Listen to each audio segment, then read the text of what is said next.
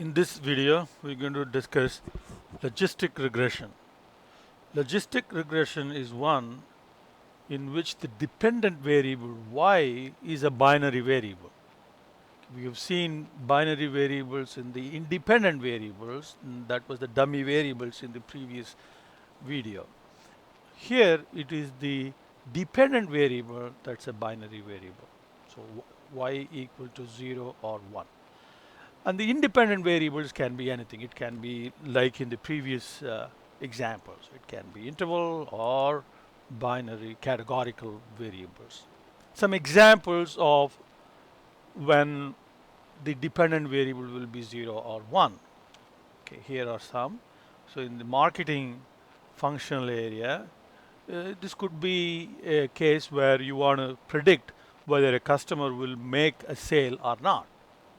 Whether and we may want to predict that based on a bunch of independent variables, which may include like gender would be a categorical variable, last sales amount from this customer, that is a continuous variable, number of orders placed by the customer last year, and so on. So it can be a bunch of independent variables with which you want to predict y, which can take either 0 or 1 as value.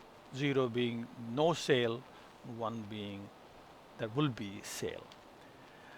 Now, in the insurance industry, one of the important issues is to predict fraud in case of claims made by customers. So, if and if this is a dependent variable, 0 would be the case that says the claim is not fraudulent, and 1 would be that the case the claim is fraudulent. And we want to predict this with the independent variables, could be nature of claim, whether it is bodily injury or death or whatever, and the amount of the claim, and how long the person has been insured, and there could be other bunch of other independent variables with which we may want to predict this. So that's another example. And one more example, in the banking industry, people apply for loans and you want to approve or not approve based on the credit worthiness of the customer. So 0 is not a good credit, 1 could be yes credit, or you could define it the other way around. You could say bad credit and then say 0 is no, it's not a bad credit, and 1 is bad credit, because we want to detect bad credit and make sure that we don't approve loans which are not good. And you can, the independent variables could be income, credit score, owns a home, and so on. So there are lots of applications for logistic regression. Is one of the most used regression analysis. Now, how do we model this? We model it with something that looks like regression analysis. So we define a term L that looks like our regression model. But remember, y can only take 1 or 2 possible values, 0 or 1. So we take that L and construct an equation like this. So e to the power of L divided by 1 plus e to the power of L, and we call that the expected value of y. So that is the logistics regression model. So this is our logistic regression model. So expected value of y is either 0 or 1. And when we do prediction, estimation, this will come out to be a value between 0 and 1. And that value will indicate where the probability that y is equal to 1, or in other words, success. So we call that as p sub y, probability that y is equal to 1. Now how do we estimate?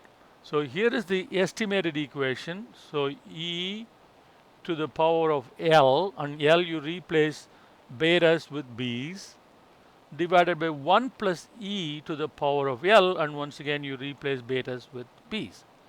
Now we want to estimate b's in such a way that y hat deviates from the y value, the actual y value in the data, the least amount. Now this is not a linear function, so regression analysis will not work. Data analysis will not give you the results. So we have to use other software packages, and your textbook uses Minitab, and we will use SAS software package. You don't have to do the SAS yourself. I will do the SAS and provide the results, and we'll do the analysis in class. Once you have that, then we have test of significance. If all the betas are 0, then it is not significant. At least one beta to be different from 0. So it's very similar to what we have done in the regression. And we will get the p-value from SAS results to conduct the test. If we reject the null hypothesis and conclude that there is overall significance, then we have to do individual significance. And once again, the p-values for individual significance will come from SAS. Once we have a model developed, then we can use it for decision making, and we'll look at an example of decision making a little bit later. Now, the logistic regression output can be used to develop what are called odds and odds ratio. Odds of success is given by probability of success divided by probability of failure. So P sub y is probability of success, or probability that y will be equal to 1. That's given by y hat, and divided by 1 minus P sub y, or y hat. So that's your odds. Now odds ratio is defined as what will happen to odds as x increases by 1 unit. So this is like interpreting the slope coefficient. So the ratio of odds of S sub 1 divided by odds of S sub 0. So odds sub S sub 0 is odds computed with a given x value, say a. And odds sub S sub 1 is you increment a by 1. Okay, now keeping all other x's the same, and you get the new odds, odds sub S sub 1. Then you find the ratio, and that is your odds ratio. And the odds ratio can also be computed as simply e to the power of the corresponding b value, the slope coefficient estimated value. That will give you the odds ratio. So we'll now look at an Excel example.